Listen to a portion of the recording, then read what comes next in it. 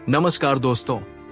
सोचिए, आपकी नई नई शादी हुई है और आप और आपकी वाइफ हनीमून मनाने के लिए किसी हिल स्टेशन जाते हैं। आप दोनों दूसरे दिन घूमने के लिए निकलते हैं और अचानक से आपकी वाइफ के एक्स बॉयफ्रेंड के द्वारा भेजे गए 3 सुपारी किलर्स आपका सवेरे ही मर्डर कर देते हैं।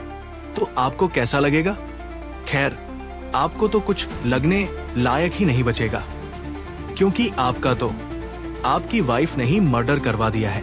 अब आप सिर्फ एक न्यूज बनकर रह जाएंगे, जो न्यूज चैनल्स को टीआरपी दिलवाएगी। मीमर्स उस पर मीम बनाएंगे और सोशल मीडिया पर कुछ दिन तक आप ट्रेंड में रहेंगे। कुछ ऐसा ही हुआ इंदौर जिले के रहने वाले राजा रघुवंशी के साथ। तो बिना टाइम वेस्ट किए चलिए जानते हैं पूरा मामला आखिर है क्या। चलिए देखते हैं अभी तक इस केस में क्या कुछ हुआ है। 20 मई 2025 इंदौर के बिजनेसमैन राजा रघुवंशी और उसकी पत्नी सोनम मेघालय हनीमून के लिए निकलते हैं। 22 मई दोनों मावलाख्यात पहुंचते हैं। 3000 से ज्यादा सीढ़ियां चढ़कर लिविंग रूट ब्रिज तक जाते हैं। उस रात एक होमस्टे में रहते हैं। 23 मई वो चेकआउट करते हैं और उसके बाद दोनों का कोई पता नहीं चलता। 24 मई एक कैफे के पास उनका स्कूटर मिलता है और 4 जून को वैसावडोंग फॉल्स के पास मिलती है एक लाश राजा की। लाश पूरी तरह से सड़ चुकी थी। उसकी पहचान होती है एक टैटू और स्मार्ट वॉच से। लाश के पास मिला एक रेनकोट और एक नया माचेते यानी लकड़ी काटने का हथियार। पुलिस को शक होता है और इन्वेस्टिगेशन शुरू होता है। कॉल रिकॉर्ड्स, सीसीटीवी फुटेज और लोकेशन डेटा मिलाया जाता है। पुलिस इंदौर और यूपी में ऑपरेशन चलाती है और 9 जून की रात कहानी ले लेती है एक नया मोड़। रात करीब 1 बजे गाजीपुर एक चाय वाले के पास आई एक लड़की। उसने बोला, भैया फोन मिलेगा एक कॉल के लिए। चाय वाले को शक होता है और वो पुलिस बुला लेता है। वो लड़की थी सोनम रघुवंशी, मर्डर केस में वांटेड। पुलिस तुरंत उसे गिरफ्तार करती है। वो बहुत शांत थी, जैसे हर प्लान उसका था। अब हम इस केस को शुरू से आखिरी तक समझते हैं।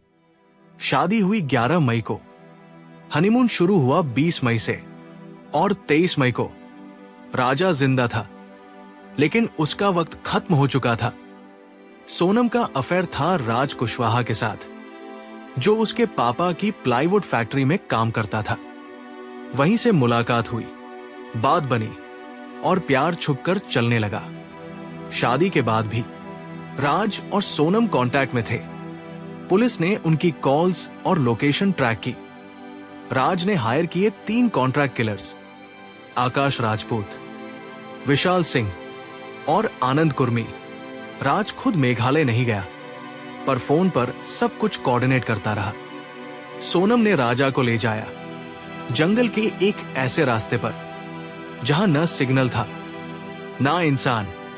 लोकल गाइड अल्बर्ट ने बताया कि मैंने उन्हें 3 आदमियों के साथ देखा था। वो हिंदी बोल रहे थे, टूरिस्ट जैसे नहीं लग रहे थे।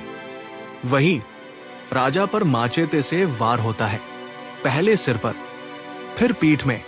राजा की चीखें उस जंगल में ही ढूंढ ली गई। लाश को खाई में फेंक दिया गया। उसी दिन राजा की मां ने सोनम को कॉल किया। वो थी उस मां की आखिरी कोशिश अपने बेटे से बात करने की। उस कॉल की एक्चुअल रिकॉर्डिंग सुनिए।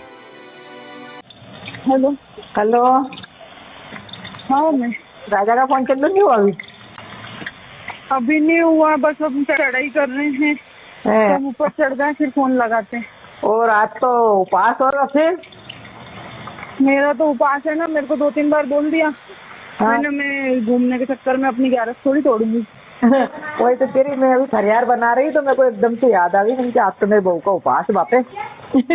हाँ, खिचड़ी बना मम्मी रही का हूँ। सुबह फोन आ गया था कि उपास है, तो मैंने हाउस। हाँ तो कहीं दूध लस्सी जो भी मिल रहा हो उपास का सामान वो खा लो। अब पहले ऊपर तो चढ़े, जंगल में है, यहाँ से आज कुछ मिलेगा। बाप रे, मैंने कही थी कुछ ड्राई फ्रूट रख के ले जाओ, तो बोले हाँ क्या करेंगे हम, दो तो ये जंगल है, पता है, घोर जंगल है, एकदम खड़ी चढ़ाई है, चढ़ना मतलब उतरना भी खड़ा ही है और चढ़ना भी खड़ा ही है। तो वहाँ ऊपर देखने के लिए क्या गए? वो अंदर है, वो पहाड़ के अंदर, मना करके मैंने तो सुनते नहीं है। हाँ अच्छा, वहाँ चलो वही तो कह रही, वहाँ क्या देखने पहुँच गए तुम? ये नीचे से देख लेते, झरना देखने गए थे हाँ बड़ा वाला। हाँ नीचे से और कुछ ही घंटों बाद राजा इस दुनिया में नहीं रहा। इस मामले पर सोनम के पिता का भी एक बयान सामने आया है, जिसमें वो कह रहे हैं कि उनकी बेटी निर्दोष है। शादी सहमति से हुई थी, दोनों परिवार की सहमति से हुई थी, दोनों के बच्चन की सहमति से शादी हुई थी। वहाँ की जो सरकार है वो स्टार्टिंग से पहले दिन से ही गलत बोल रही है, झूठ बोल रही है वो। अब ये वहाँ की सरकार को पहले से बताना चाहिए ना, ये कहाँ के हैं कहाँ के नहीं है।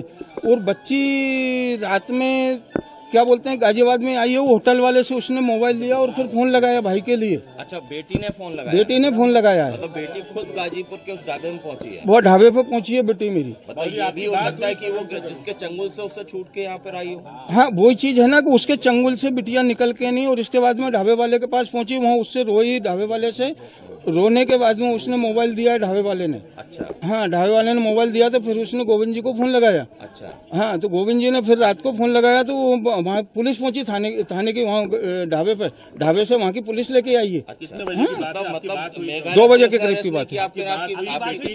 मेरी बिट्टी से अभी मेरी बात नहीं हुई, सोनम से अकेले गोविंद जी से बात हुई है। गोविंद ने बोला कि वहाँ छोरी रो रही थी, सोनम मिल गई है पापा, और अब कोई बात नहीं है टेंशन की, और मैं वहाँ जा रहा हूँ। तो वो वहाँ से फ्लैट से निकल गया है, तो 11 बजे वहाँ पहुँच जाएगा गाजीपुर। मतलब ये कैसे पहुंची, उसने बताया कुछ? ये अभी उसने नहीं बताया, क्योंकि उसकी हिम्मत ही नहीं थी वहाँ बताने लायक। पुलिस जो कह रही है, अरे मेरी बात सुनो, तुम्हारा दिमाग मत लगाओ, तुम्हारा दिमाग मत लगाओ लोग। पक्ष रखना जरूरी है। आप क्या कहना चाहते हैं? आप ये बताइए, जो वहाँ की पुलिस दावा कर रही है, जो वहाँ के मुख्यमंत्री दावा कर रहे हैं, ऐसा अचानक क्यों हुआ है, यू टर्न क्यों आया? वो गलत दावा कर रहे हैं। अच्छा। वो लोग बिल्कुल 100% गलत दावा कर रहे हैं, वो लोग निराधार झूठ बोल रही है, क्योंकि वहाँ की पुलिस फंस रही है उस मामले में, इसलिए वो लोग ये दावा उल्टा दावा कर रहे हैं। एक पिता का भरोसा या एक कातिल का कवर अप, फैसला अब आपका है। एक प्यार, एक शादी, एक मर्डर, ये कहानी है दर्द की, धोखे की और उस ईमान की जो किसी ने तोड़ दिया। क्या सोनम वाकई कातिल थी, या इस कहानी में कोई और राज छुपा है? आप क्या सोचते हैं? कमेंट्स में लिखिए गिल्टी या इनोसेंट। ऐसे और वीडियोस के लिए सब्सक्राइब करें, क्योंकि हम इस चैनल पर ऐसे ही सोशल इश्यूज के बारे में बात करते हैं। और याद रखें, सच कभी छुप नहीं सकता। जय हिंद।